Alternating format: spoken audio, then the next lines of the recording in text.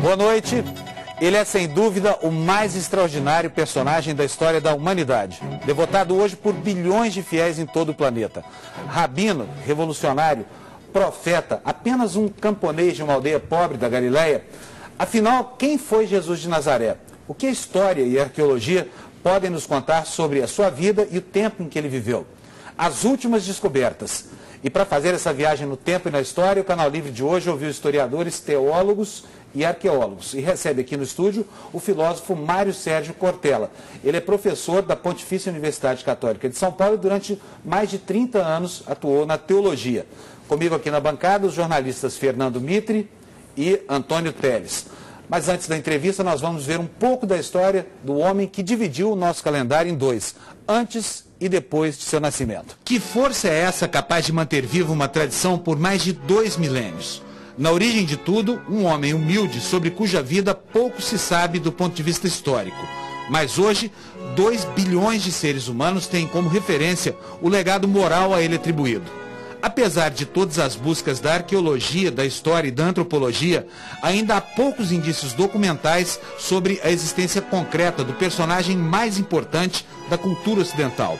A maior parte das informações sobre a vida de Jesus vem dos chamados evangelhos canônicos, escritos ainda no primeiro século, que tiveram como fonte a tradição oral. Mas eles relatam apenas a vida messiânica de Cristo, a entidade que sobreviveu aos séculos e sobre a qual se ergueu o cristianismo, e não são aceitos tecnicamente como documentos históricos. Historiadores e teólogos que afirmam sua existência concreta temem a convergir para uma data supostamente entre os anos 4 e 6 antes da era cristã, em que teria se dado seu nascimento.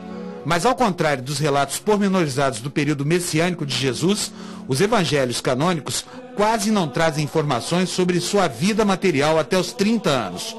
O pouco que a historiografia permite confirmar sobre a vida de Jesus, no entanto, não impediu que ele se transformasse no agente da maior revolução de toda a história da humanidade.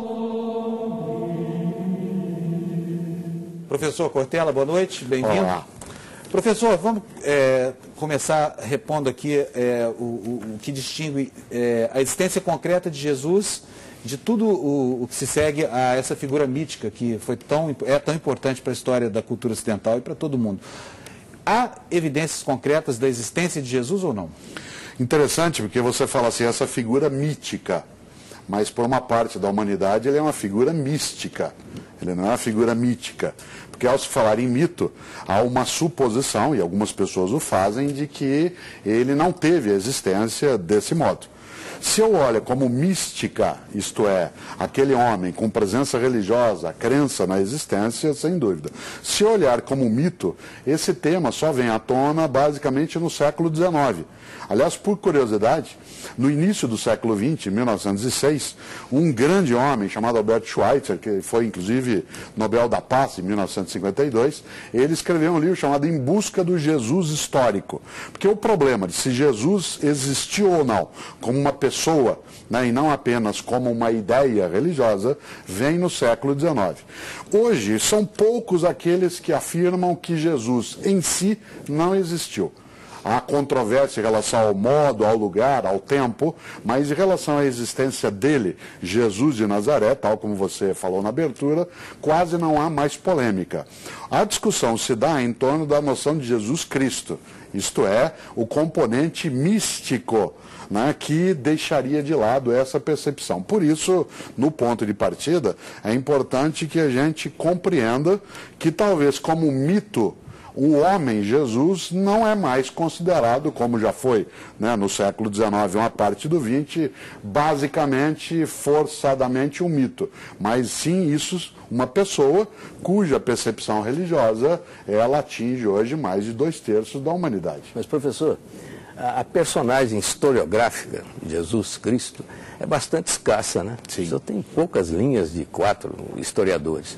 E há uma contestação de estudiosos e arqueólogos de que talvez a existência real de Jesus fosse mais uma hipótese não comprovada do que propriamente uma realidade historiográfica.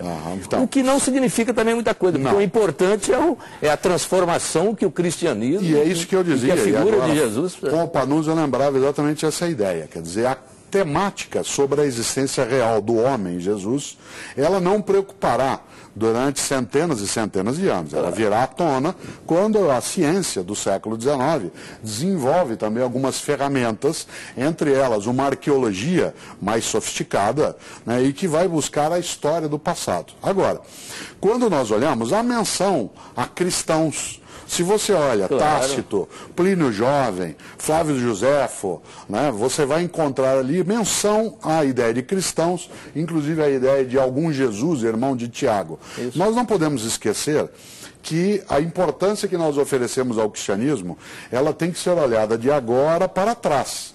Porque se nós olhamos, digamos, há quase 2000 anos, o impacto de uma religião que nasce numa pequena região do mundo romano, dentro de um império imenso, né, que é uma dissidência dentro da religião daquele povo na Palestina, ela não terá um impacto, digamos, não seria, para usar uma expressão direta, não seria uma notícia hoje.